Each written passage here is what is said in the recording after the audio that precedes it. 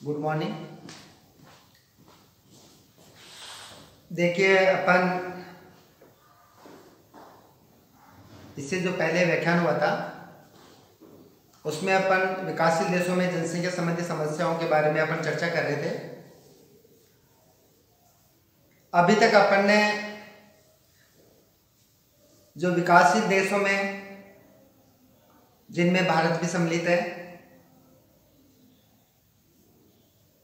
या क्योंकि भारतीय जो समस्याएं हैं वो लगभग राजस्थान में भी हैं, तो एक तरह से राजस्थान में जनसंख्या संबंधी समस्याएं या भारत में जनसंख्या संबंधी समस्याएं या विकासशील देशों में जनसंख्या संबंधी समस्याएं लगभग एक सी है। तो अगर मान लो ज्योग्राफी ऑफ राजस्थान के अंदर अगर ये आता है कि राजस्थान में जनसंख्या संबंधी समस्याएं कौन कौन सी है, तो ये वही समस्याएं हैं जो भारत में पाई जाती है या विकासशील देशों में पाई जाती है। जनसंख्या संबंधी समस्याओं में अपन जो चर्चा करी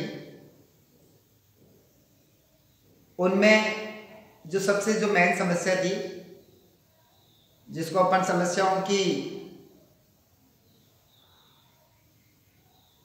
जड़ मानते हैं या रूट कॉज मानते हैं, वो थी जनसंख्या की अत्यंत तीव्र वृद्धि या भयावह वृद्धि, जिसके लिए बहुत सारे कारण अपन ने देखे कि भाई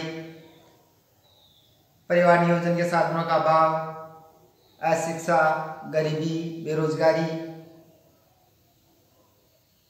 बाल विवाह, इनके कारण जनसंख्या की तीव्र वृद्धि पाई जाती है विकासशील देशों में। इसके अलावा अपन ने चर्चा करी कि यहाँ पर रीजनलिज्म पाया जाता है,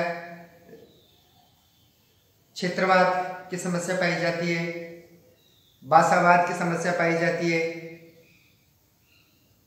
जो रहने का या जो जीवन स्तर है वो लो स्टैंडर्ड ऑफ लिविंग या जीवन जीने का निम्न स्तर का पाया जाना, लो एग्रीकल्चरल प्रोडक्टिविटी मतलब निम्न कृषि उत्पादन एवं उत्पादकता का पाया जाना, कृषि में परंपरागत विधियों का प्रयोग किया जाना, इसी प्रकार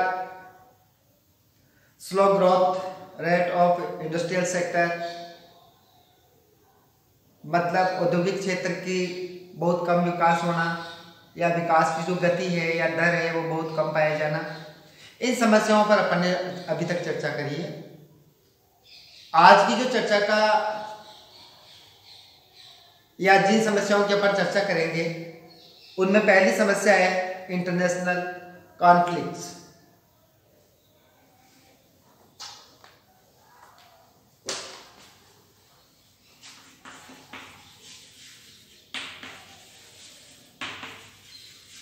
इंटरनेशनल कॉन्फ्लिक्ट,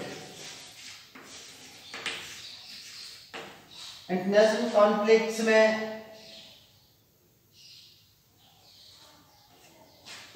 कॉन्फ्लिक्ट्स में का मतलब ये है कि अंतर्राष्ट्रीय संघर्ष या अंतर्राष्ट्रीय विवाद। देखिए, चाहे अफ्रीकन कंट्रीज हो, चाहे लैटिन अमेरिकन कंट्रीज हो, चाहे एशियन कंट्रीज हो, आप पाएंगे कि जितने भी विकासशील देश हैं, इन विकासशील देशों में परस्पर विवाद या संघर्ष की स्थिति पाई जाती है। उदाहरण के लिए, चाहे भारत पाकिस्तान की बात हो, चाहे उत्तरी और दक्षिणी कोरिया की बात हो, हालांकि कोरिया विकसित राष्ट्रों की श्रेणी में आता है, लेकिन ये एशियाई देश ही है। इसी प्रकार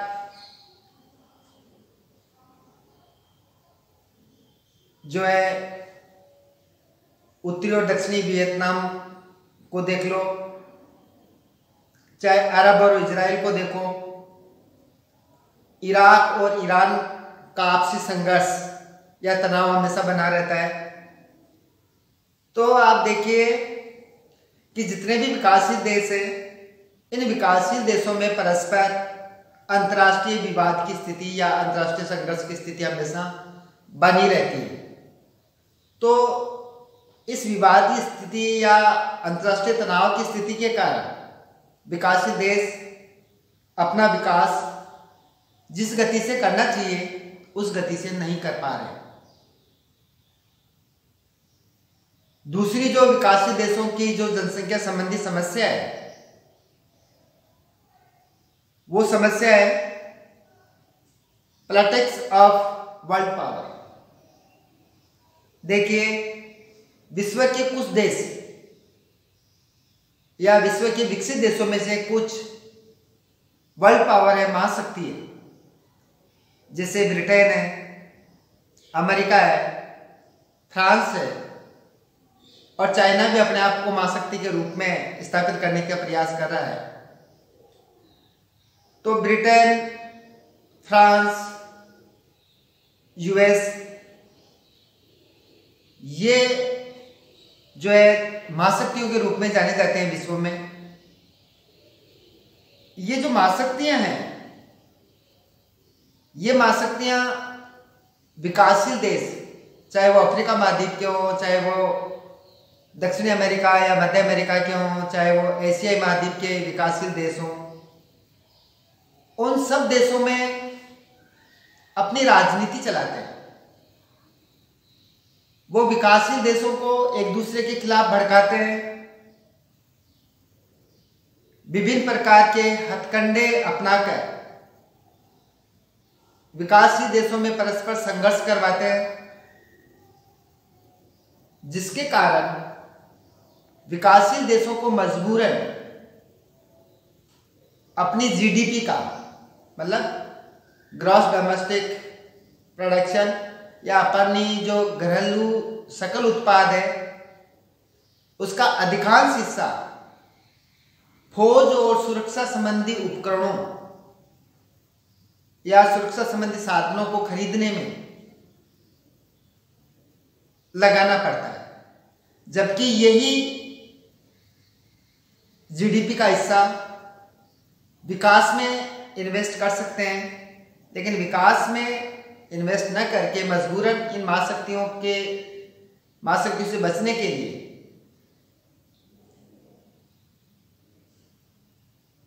अपनी फौज को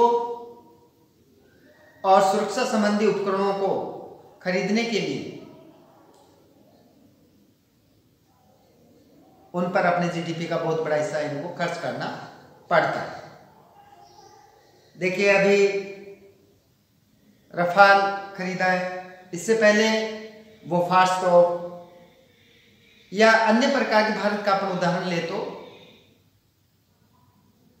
तो कभी रूस से, कभी फ्रांस से, कभी अमेरिका से विभिन्न प्रकार के सुरक्षा संबंधी साधनों का आयात भारत करता रहा है। अन्य देश भी करते हैं अपनी सुरक्षा के लिए। तो ये एक बेमतलब का, जिसका कोई औचित्य नहीं है, उसके बावजूद भी इनका अपना जीडीपी का बहुत बड़ा हिस्सा इन सुरक्षा के तौर पर खर्च करना पड़ता है। उसका कारण ये है कि महाशक्तियां, चाहे वो रूस हो, चाहे फ्रांस हो, चाहे ब्रिटेन हो, चाहे यूएस हो, ये लोग राजनीति करते हैं विकासशील देशों में और संघर्ष की स्थिति उत्पन्न करते हैं, फूट डालते हैं। उसके कारण जो है ये स्थिति उत्पन्न होती है। अब देखिए, आप ब्रिटेन को और अमेरिका को देखिए। पहले ब्रिटेन का अरब देशों पर अधिकार था, लेकिन जब अरब देश स्वतंत्र हुए तो ब्रिटेन ने चालाकी करके और फिलिस्तीन को अपना संरक्षित क्षेत्र बना लिया। फिलिस्तीन के साथ साथ इन्होंने इजराइल का विकास किया।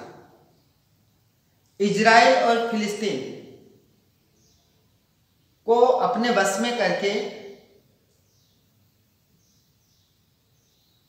और उसका उपयोग अमेरिका और ब्रिटेन दोनों ही अरब देशों के तेल क्षेत्रों पर अपना अधिकार इन्होंने जमा रखा है। बल्कि यूएस और इंग्लैंड का, ब्रिटेन का जब ये स्वतंत्र हो गए तो उनका क्या लेना देना है, उसके बावजूद ये लोग इजराइल और फिलिस्तीन को अपना आश्रय स्थल बना रखा है एक तरह से इन्होंने, और अरब देशों पर ये